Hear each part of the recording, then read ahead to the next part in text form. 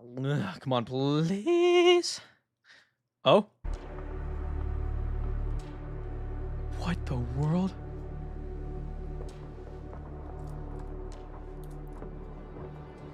Is this a custom countdown? Oh, I recognize this one. I think this is I'm not quite sure. All right, gentlemen, we are as close to it as possible. I have my stream delay low as possible. So everybody in this stream should be watching it a couple, like maybe 10 seconds at most before other people. Let's turn it up, turn me down. Come on. Oh my God. Please, come on, come on. All right, here we go, gentlemen.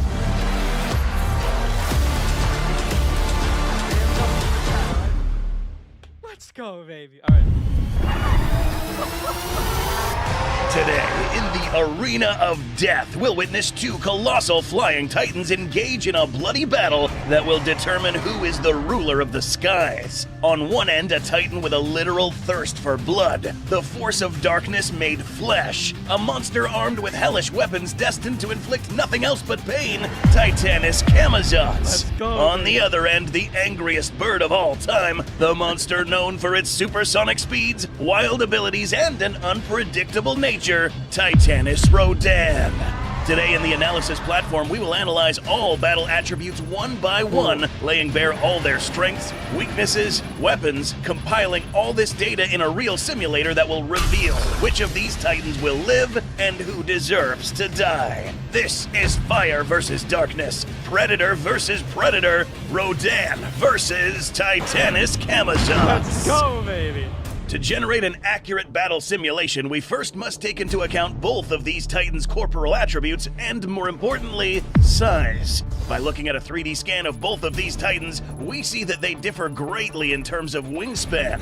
Starting with Rodan, we find that most of his corporal mass is found on its wings, making up a wingspan that covers a whopping 871 feet. Despite this animal's standing height is rather short, only standing at 154 feet while slouched. Camazotz, on the other hand, may have a slight advantage in terms of height, but is dwarfed by Rodan in terms of wingspan. However, Camazotz does seem to have a greater amount of body mass if we ignore the wings. This will be important to account for whenever these titans are in close combat. Awesome, in this bro. face-off, Gojicenter collaborated with Beasttopia, lending us their massive titan viewing facility so we can have a close look at these titans. Now that we are acquainted with their physical proportions, let us now enter the analysis platform and compare their attributes. Durability. How much damage can these titans sustain, and how well are their bodies built to withstand punishment? Something important to note about Rodan is that it is of biovolcanic nature, meaning that its biology has many common denominators with volcanic attributes. The best example of this being its outer layer of armor, which is made up of hardened magma, a result of its many years in hibernation inside volcanoes. This thick layer of rock is seen to be quite resistant to shock and blast weapons such as high-caliber projectiles, missiles, and almost immune to superheated weaponry. Also, this creature seems to be able to recover quite well from deep puncture wounds. After he was impaled by Mothra, for example, Rodan was able to fly well once again, enough for him to be confident enough to even challenge Godzilla afterwards. But perhaps the best example of how this animal can withstand other types of damage was the fact that even after Godzilla's superheated thermonuclear pulse was emitted, Rodan, who was still somewhere around here, still survived. Now, granted, he was a lot further from the blast than Ghidorah, but he still remained unscathed. Camazotz, on the other hand, That's a also good point, but at the possesses same time, it's like, you know, armor as he's a well, firebird, except so it's it's not gonna take much composed damage from differently. fire. From what we can see here, our best guess is that this plate armor must have been composed of some chitinous or keratin-like material. Lightweight enough for Camazotz to fly, but resistant enough to withstand heavy blows from titans such as Kong. Furthermore, this animal also has thick layers of fur in key areas on its back and around the neck, almost similar to a lion's mane, which in many cases serves as a buffer to guard its neck against attacks. Although its body is resistant to heavy blows, its wings are a different story. There is a clear visual indication that suggests that Camazotz wings are prone to tearing. These leathery wings, for instance, have already sustained damage before, remained functional, but are not too far away from being too damaged to be used for flight. If these, for whatever reason, are damaged further, too much air will pass through these gaps, making flight a lot more difficult. Especially since this animal's proportions already make it difficult for this animal to sustain flight. Both animals' body armor is strong, but since hair and leather are more prone to catching on fire, and taking into account Rodan's biovolcanic nature, Rodan takes an edge when it comes to overall corporal durability. Overall speed. Man, I don't know about that. It is only natural to automatically assume that two airborne creatures are already very fast when it comes to speed. But in this battle, getting from point A to point B faster than your opponent can potentially be vital. Perhaps the most widely known attribute of Titanus Rodan is its ability to fly at supersonic speeds, a lot faster than the speed of sound. This velocity goes as far as triggering a phenomenon known as a cyclonic drift stream. As Rodan makes its way past a certain area, the air currents around him are manipulated greatly by his gigantic mass breaking through the air, the result being a devastating shockwave that is caused while he's traveling at top speed. This would cause heavy turbulence and destruction to any landform or space around him, not only making his flying speed a useful ability, but also a potential weapon. By looking at the opponent's build, there are many clues that give us a good idea as to how fast this animal can fly, and it's unfortunately not optimal in comparison to Rodan. Camazotz is pretty slow. The evidence can be found on its wings. Two things. Because of the rough leathery texture on its wings, holes, and spikes, this will create a detrimental effect known as drag, which inhibits this animal from reaching supersonic speeds, much less anything close to Rodan. In addition to that, this animal's fur and overall shape would also cause this animal to slow down, in contrast to Rodan's build, which easily cuts through the air, allowing him to travel much faster. Camazotz, however, is a confident navigator through the air given its echolocation, but flight alone won't win you this fight. In terms of overall speed, one Titan holds a clear edge thanks to its more appropriate build, and that is Titanus Rodan. Maneuverability. Moving fast is one thing, but moving effectively and with purpose may prove even more important. This attribute basically determines how well a creature moves its body or how agile it is during combat. Rodan has one maneuver in particular that we'd like to focus on: the barrel roll. This is usually done in midair, rotating its body 360 degrees repeatedly while leveraging its massive wingspan to create a wide kill zone. Anything impacting these superheated hardened wings would get hit violently, turning this maneuver into yet another weapon. Rodan has also been seen to be able to easily move itself in all three axes: up, down, sideways, backwards, without compromising its balance. Moving in this fashion while being a massive Titan will most definitely prove helpful in difficult terrain. More on this later. We've only seen Camazotz in action in a graphic novel, so determining its agility will be quite difficult, making us resort to different clues. 2 to be exact. The developers of this monster mentioned that this creature is a bat titan, meaning that they share many attributes with their real-life counterparts, one being their shortened wings. Now, this may look like a disadvantage, and it is in terms of speed, but having shorter and wider wings allows the creature to stop quickly in midair and make quick turns. Bats don't really have tails, but this one does. Tails serve as a directional aid on most ground animals. Come on, baby. Camazotz would use this long tail to further help it maneuver. Come on. But not only that, this tail can also be used as a weapon. But to use it effectively, Camazotz must first position its body accurately in order to use it. This, in turn, tells us that this Titan knows how to move around, make quick turns, and position himself accurately in order to deploy its weapons. Both Titans in this case leverage their distinct maneuverability to inflict damage. For this reason, both Rodan and Camazotz will stand equal when it comes to this attribute. Moving around better than your opponent is good for combat only if terrain benefits you. Now is an appropriate time to figure out where exactly this battle is most likely to take place. Terrain adaptability. As our battle stats begin to take form in our analysis platform, we need to start figuring out where this fight has a higher chance of happening and who will have the edge. Something to note about Camazotz is that this is a Titan that absolutely hates the sun, meaning that Rodan will most likely not run into Camazotz under very well-lit conditions. Rodan does not seem to be bothered by too much light or too much darkness, but since Camazotz really won't be found unless he's in darkness or dim environments, this restricts the battleground to some specific areas. A plausible battleground for these two to encounter each other on would potentially be in one of the open cavernous pockets leading to the Hollow Earth. It is known that both Titanus Camazotz and Rodan are no strangers to these sorts of settings. Rodan being a Titan that is accustomed to crawling through volcanic vents, and Camazotz being a Titan that dwells in large cavernous locations leading to the Hollow Earth. That is, any dark areas found in this biome. So, in our battle simulation, Rodan will likely run into Camazotz while traveling through old volcanic vents, leading to a more ample air pocket near the center of the Earth. But the main question, which of these Titans will have the edge in this specific battleground? Although Rodan and Camazotz both stood equal in maneuverability, smaller. we must also again mention that Camazotz he could move around easier, I think. location. This animal can emit pulses to the surrounding area, which then bounce back and compile into a three-dimensional visible space in his brain, allowing him to see clearly even in complete darkness.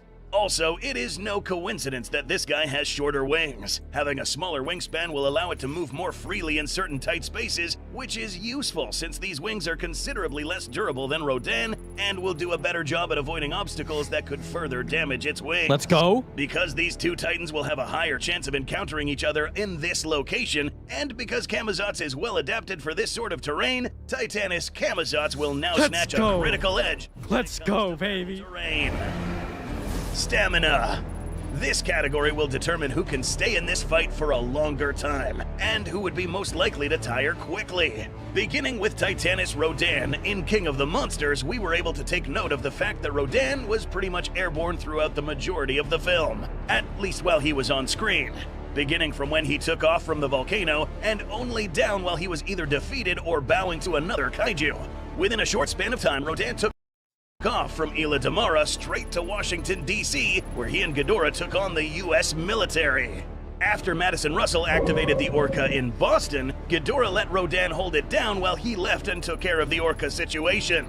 Here he encountered Godzilla and Mothra. Rodan would again have to rejoin his Alpha in a very short amount of time and have enough stamina to fight again. After being bested and critically injured, he still apparently had the energy to risk yet another fight against Godzilla. These feats aren't the only evidence that suggests that Rodan had superb stamina. Birds and pterosaur anatomy, which Rodan shared, also work in Rodan's favor. In the real world, both pterosaurs and birds have the most optimal body types to aid them in flight, but also keep themselves airborne. Both had hollow bones and air chambers in their bodies to make them lightweight and help cool down their powerful chest muscles. Rodan's fast recovery in Boston after Mothra's stinger wound stands as a testament to his fast healing ability. This would in turn continuously heal his muscles during strenuous activity, allowing him to stay in the fight longer. Camazotz, as discussed already, shares many similarities with bats. In the real world, these animals are known more for their agile abilities, but not so much as being long-distance flyers. Their heavier skeleton and less refined internal anatomy pales in comparison to that of birds. Dang. But another noteworthy factor is the condition of Camazotz's wings, as these are torn, allowing air to come through and forcing an already heavy Titan to flap his wings more frequently and with greater force to keep him airborne. In contrast to Rodan, who doesn't face this problem. In this scenario, Rodan will be the Titan who covers more ground, and Camazotz would likely try to conserve his energy, using short bursts of speed to his advantage. For this category, Rodan takes the edge for stamina. Intelligence.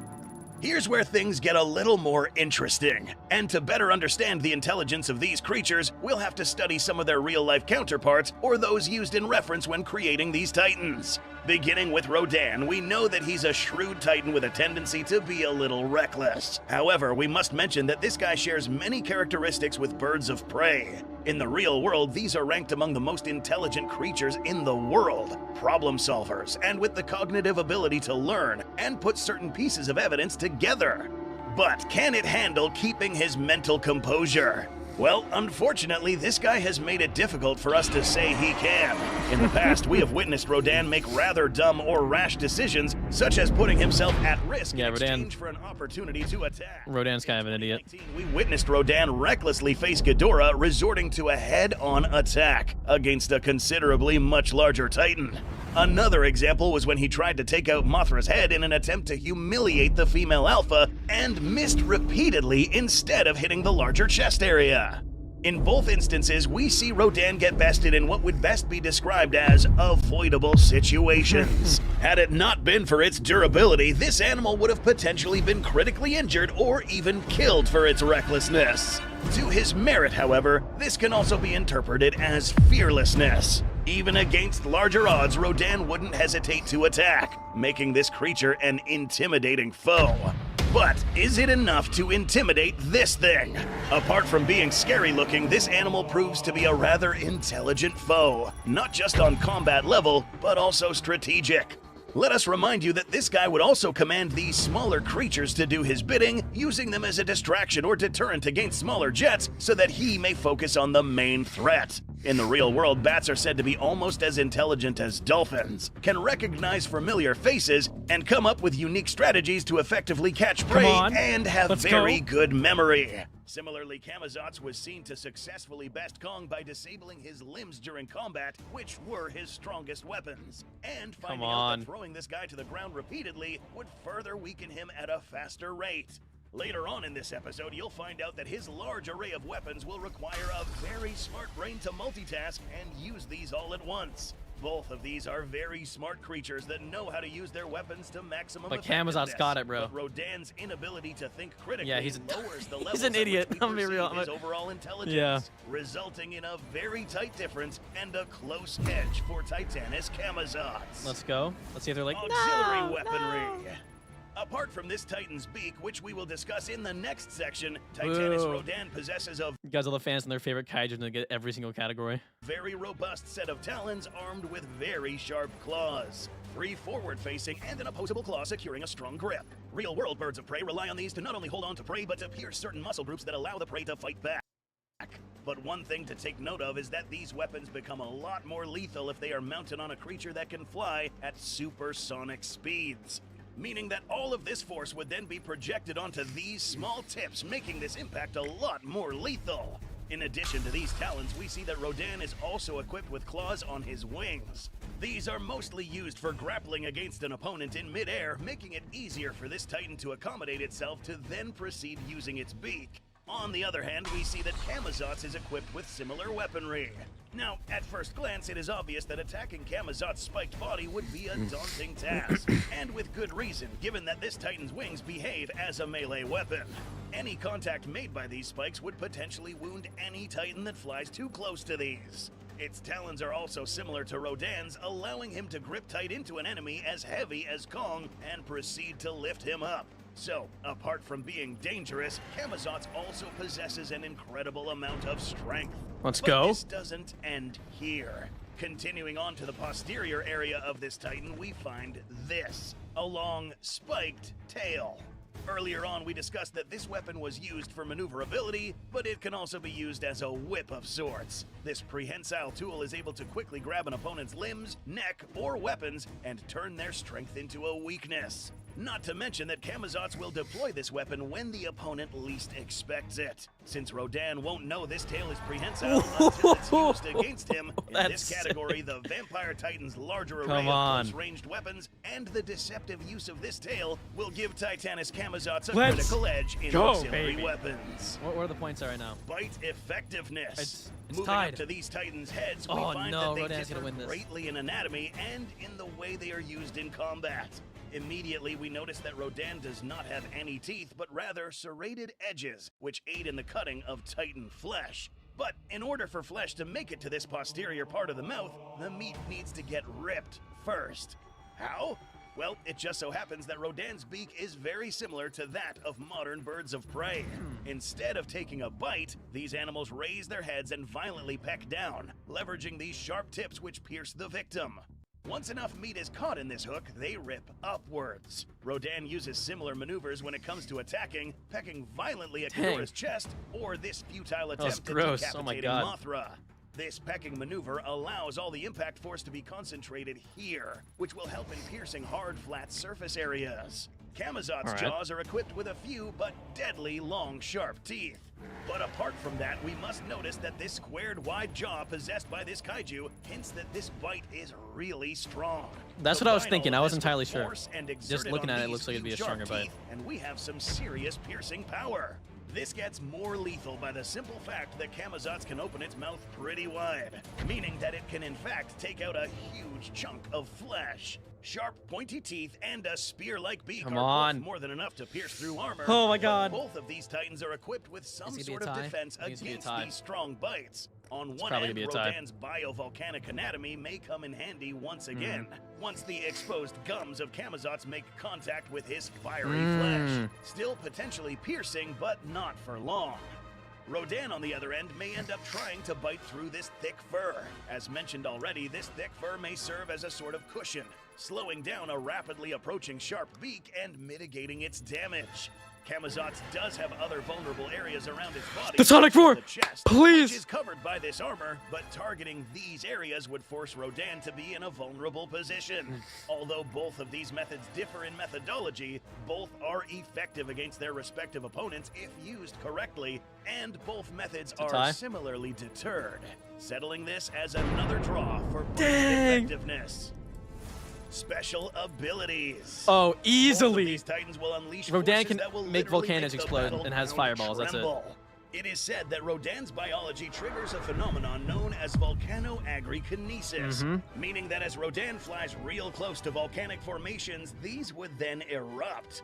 Admittedly, any titan standing close to a volcanic eruption will know better and to steer clear of the blast, but maybe they won't be able to avoid this, the thunderclap. That's not gonna do much to another titan, recall though. that Rodan is covered by a hardened layer of volcanic rock. Rodan uses this to hit his wings against each other, emitting an outrageously strong wave of high pressure capable of destroying any smaller creatures flying nearby, and severely disorienting any titan that is standing or flying close by. This can manipulate the air currents that any other creature is traveling on, causing some pretty mad Sonic Roar back at him. Camazotz spits back with something of his own, the Sonic Screech. This titan is capable of amplifying a loud scream using frequencies that not only disorient titans, but literally hurt their brains if exposed long enough, causing titans to retreat or become stunned. This scream is so powerful that it will be able to liquefy small animals, destroy buildings, and have similar effects of the thunderclap. But which of these is more lethal? Oh, we'll have to pay Sonic close Roar. attention to details. Easy. The damage inflicted by Rodan's thunderclap is short-lived compared to the continuous stream emitted by Camazotz. But one indicator of the strength of the shock is how these jets reacted to such impact. While Camazotz was able to put these fighter jets out of commission, they weren't necessarily destroyed like the ones close to Rodan, come on, bro. telling us that this shock was more lethal. Additionally, this stronger shock could be emitted repeatedly if Rodan wanted to. While Camazotz will be able to severely disorient Rodan with this screech, Rodan's thunderclap inflicts more initial damage. Not to mention that his presence alone causes alarming levels of turbulence around him. For this reason, Titanus Rodan will take the edge when it comes to special abilities. X Factor. Before we throw these two titans to face each other, there are a couple of things to note about their personalities. Rodan's clap is stronger than a roar that's stronger than the Muto Prime's roar. Makes sense. Making what we would consider wise decisions, putting himself at risk repeatedly without thinking of the instant repercussions. This temperamental titan will once again be at risk of I'm gonna pause it. I know it's like we're watching earlier. We have a Sonic Roar that is stated to be louder and have more blunt force than the Muto Primes.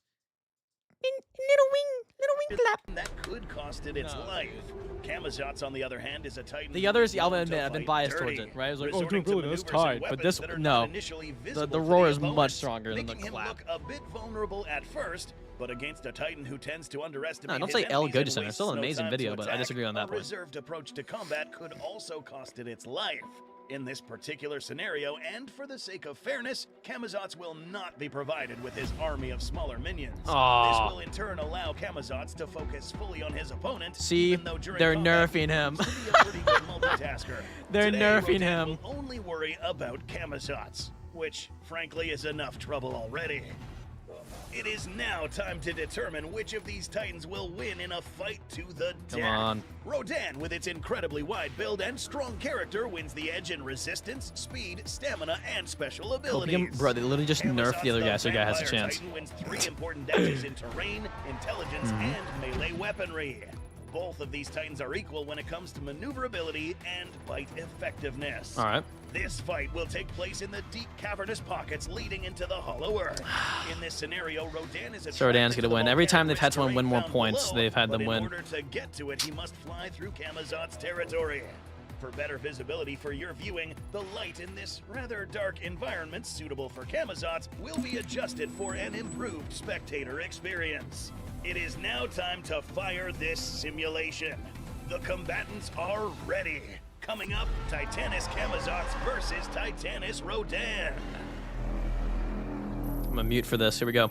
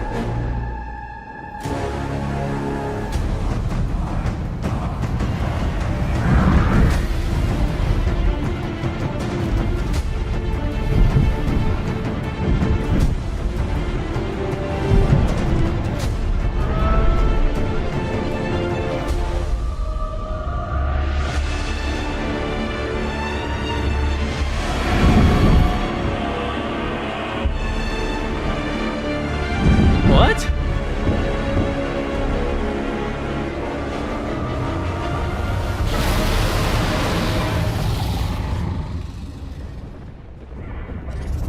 Oh, okay. I was about to say, bro.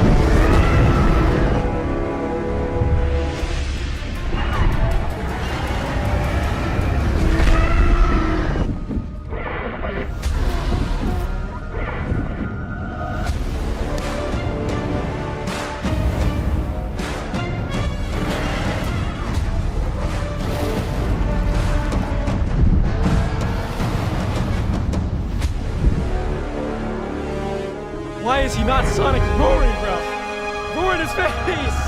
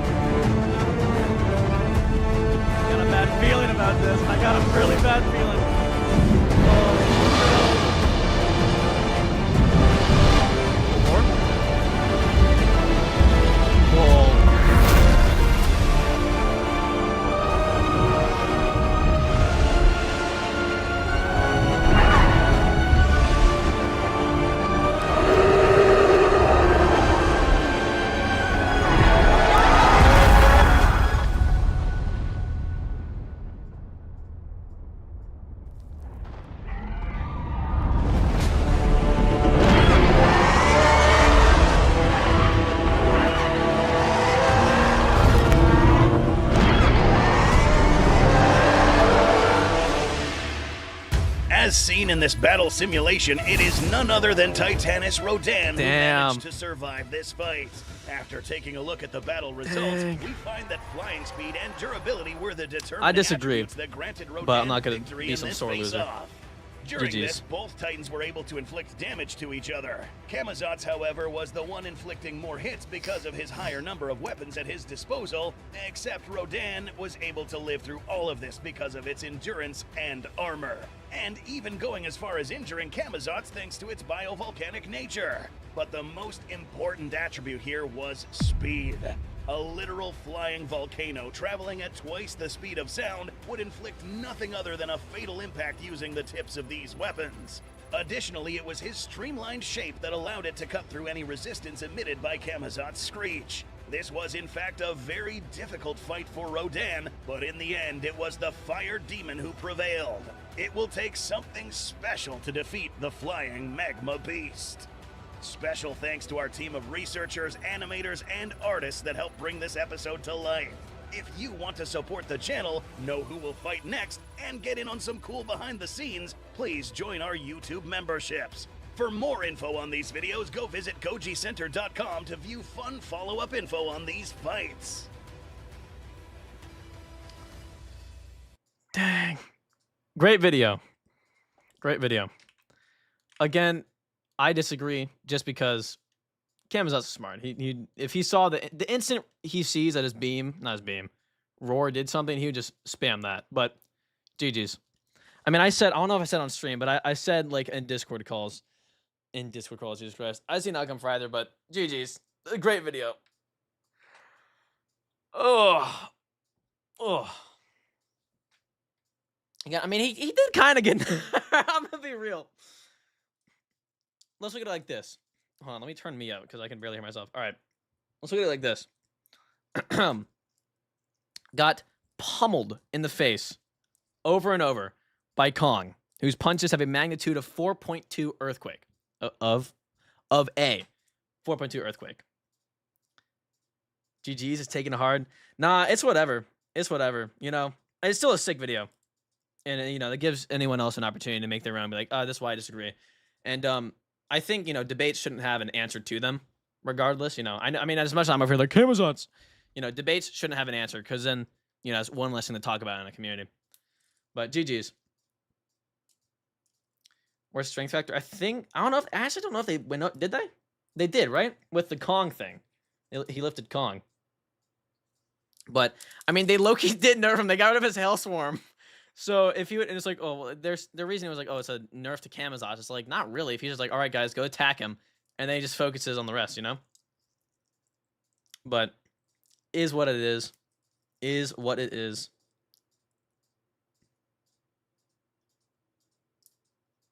They really nerfed Cam. They did.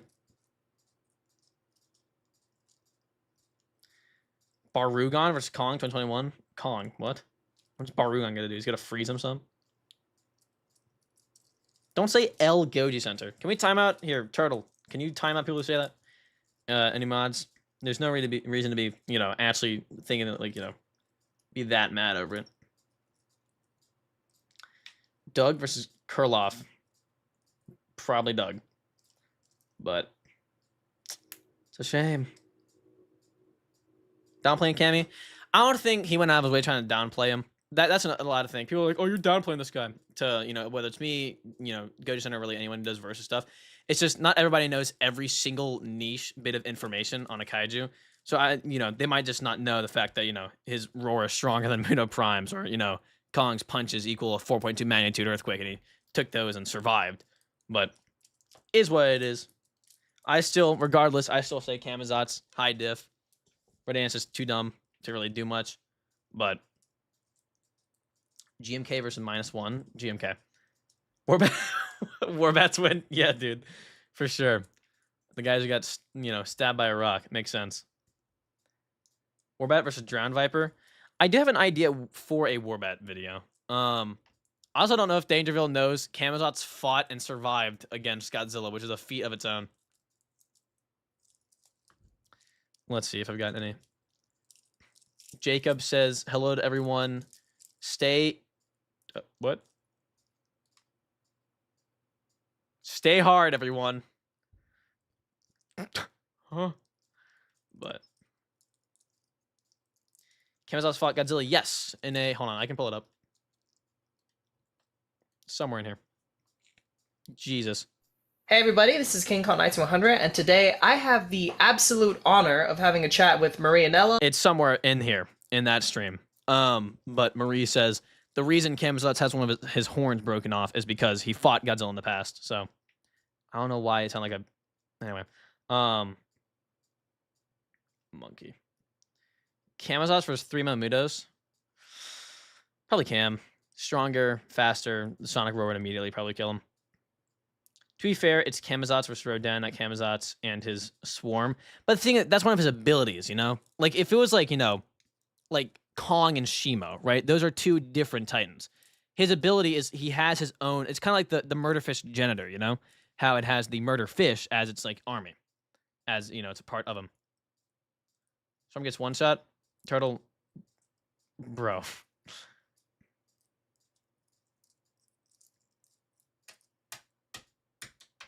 Leafwing or Supercharged Evolve? Godzilla who wins? I'm going to go to Leafwing, mid-diff.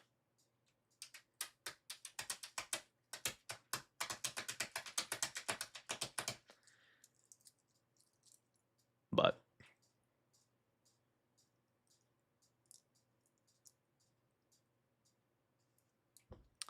All right, Lazy, you're not actually doing your job, so we're just going to. Kaiju number 8 versus Myo C. No comment. Spore Mantis versus Kumanga. Spore Mantis, bro. Strongest bug-like kaiju on like Skull Island? Or just in general? If in general, Shoba Kumanga, probably. Yeah. If Skull Island specifically. Probably the Queen Longlegs. Queen Longlegs.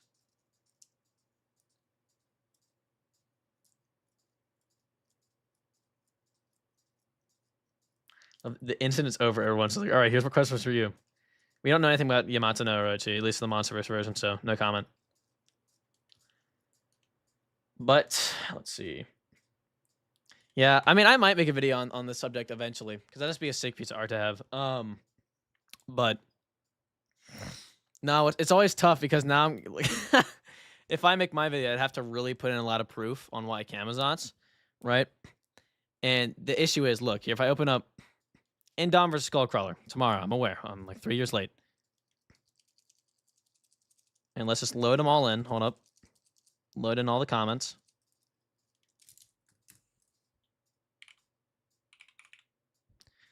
Gojicenter. Gojicenter. Yeah, there's those ones. Gojicenter. Gojicenter. Gojicenter. The instant Gojicenter makes a video, it's tough. Cause I mean, it's respectable though, because they're the biggest Godzilla channel, so it's understandable. You know, I'm not mad about it.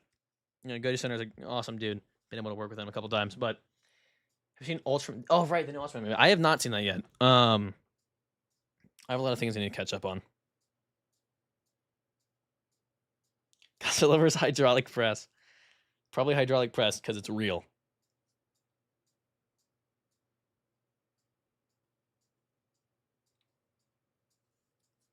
Bro, FDA has been wanting to make a video. I'm gonna write one, dude.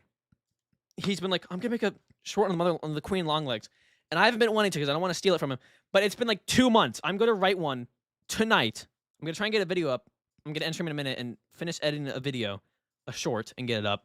I'm gonna write a video on the mother Longlegs, the Queen Longlegs, because bro, you can't just own the idea for like a couple months and not do anything with it. It's like I've been wanting to do one, but I respect I'm not because I want you to make yours. But he's taking too long. He's taking too long. He just procrastinates. He never does it. He's like, oh, I'm going to. Let's go ahead and check weekly challenge real quick in my server. So the last week challenge was make a Monsterverse version of Zeron from Spectre-Man. There he is. We got a couple submissions. I don't look like Methuselah, but this was the overall winner. So this one is Skull Island is Rodan versus either the the Giant Hawk versus either Rodan or Camazotz. So the main one's been Camazotz and Rodan. That one is sick. Love it. Got a little clay version. And we got another Rodan one. So, Yeah. But I'm going to go write a goofy, funny short and finish editing that. And, yeah, is there anyone else live currently, Godzilla-wise? There's us. Let's see. I mean, there's like those. Yeah, people streaming the movies. And then the 10,000 kids channels. It pains me, bro. Any actual Godzilla streams we can go raid or no? It's all just kid stuff and dinosaur stuff, man. That's about it. That is it. That is it. Well, everyone, I hope you guys enjoyed the stream. Again, all props to Gojicenter. That was their video, so I do recommend go watch it again and give them support. I just wanted to, get like a live reaction. But yeah, hope you guys enjoyed. And everybody say it here. Hold on. Everybody say my outro with your name. I'm gonna go ahead and say that so you have the stream delay.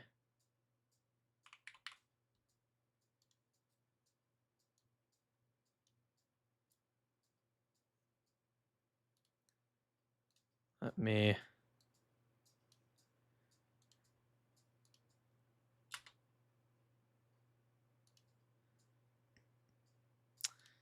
Well, everybody, as always, keep collecting. Godzilla guy out. Wrong thing. As always, keep collecting. Godzilla guy out. See you guys. Get out the way, kids, get out the way.